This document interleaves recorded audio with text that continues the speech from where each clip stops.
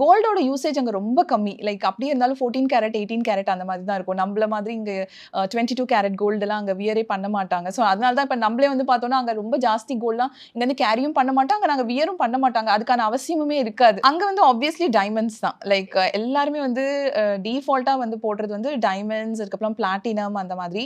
கோல்டோட usage அங்க ரொம்ப கம்மி. இங்க ஐஃபோனோட பிரைசிங் வந்து இட்ஸ் டூ மச்.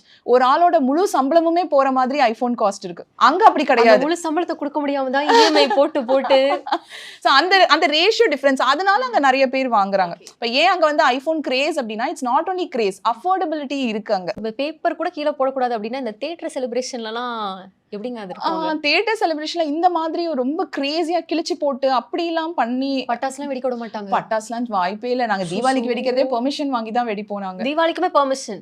எவ்வளவு ஹவர்ஸ் பெர்மிஷன் கொடுப்பாங்க? லைக் உங்களுக்கு 2 to 3 ஹவர்ஸ் அந்த ஈவினிங் டைம் கொடுப்பாங்க. அதுவுமே வந்து ஒரு பர்టిక్యులர் ஸ்பாட் அலோகேட் பண்ணுவாங்க. ஒரு கிரவுண்ட் மாதிரி. ஏன்னா அந்த சவுண்ட் வந்து அந்த டெசிபிள் வந்து யாரையும் வந்து அஃபெக்ட் பண்ணிர கூடாது. சோ அந்த மாதிரிலாம் ஒரு சில ரூல்ஸ் இருக்கனால அதுக்கு ஒரு ப்ராப்பரா ஒரு கிரவுண்ட் மாதிரி கொடுப்பாங்க. சோ அங்க மக்கள் எல்லாருமே கிராக்கர்ஸ் எல்லாம் கிடைக்கும். எல்லாருமே வெடிப்போம். எல்லாம் இங்க பண்ற எல்லா செலிப்ரேஷனுமே நடக்கும். பட் அது ஒரு மாதிரி ஆர்கனைஸ்டா அந்தந்த இடத்துல என்ன பண்ணுமோ அந்த மாதிரி பண்ணுவோம். இப்ப வீட்டுக்கு வாசல்ல வெடிக்கணும்னா அது பண்ண முடியாது. ஓகே. சோ தியேட்டர்ல வந்து மோஸ்ட் செலிப்ரேட்டட் ஹீரோனா யாரு சொல்லலாம்? நம்ம ஹாலிவுட்ல வர படங்கள். ஆப்வியஸ்லி நம்ம தலைவர் okay Rajini sir, Kamal sir மூவிஸ்லாம் வந்து இட்ஸ் a வெல் செலிப்ரேட்டட். அதை தாண்டி வந்து நம்மளோட விஜய் சார், அஜித் சார் அவங்க மூவிஸும் வந்து it's very very celebrated. Okay. And அடுத்த முக்கியமான விஷயம் வந்து பேரண்டிங். இந்த ஒரு விஷயம் வந்து அங்க எப்படி இருக்குது? இங்க இருக்க மாதிரி இருக்குதா? பேரண்டிங் வந்து லைக் கொஞ்சம் அங்க டிஃப்ரெண்டா இருக்கும். ஏன்னா நம்மளோட அட்மாஸ்பியர் பிளஸ் நம்மளோட தாட் ப்ராசஸ் எல்லாமே கொஞ்சம் மாறும். அங்க டிமாண்டிங் வந்து நிறைய விஷயங்கள் வேற வேற மாதிரி டிமாண்ட் பண்ணுவாங்க ஸ்கூல்ஸ்ல இருந்து. பேரண்ட்ஸ் வந்து குழந்தைங்களை வந்து அடிக்க கூடாது. சிம்பிளா சொல்லணும்னா கையே தொடக்கூடாது. நம்ம எந்த வயசா இருந்தாலும் ஒரு மேஜர் மைனர் அப்படின்ட்டுலாம் எதுவுமே பாகுபாடே இல்லை. ஒரு குழந்தையா இருந்தா நீ பேசியே தான் வந்து you have to bring them calm down.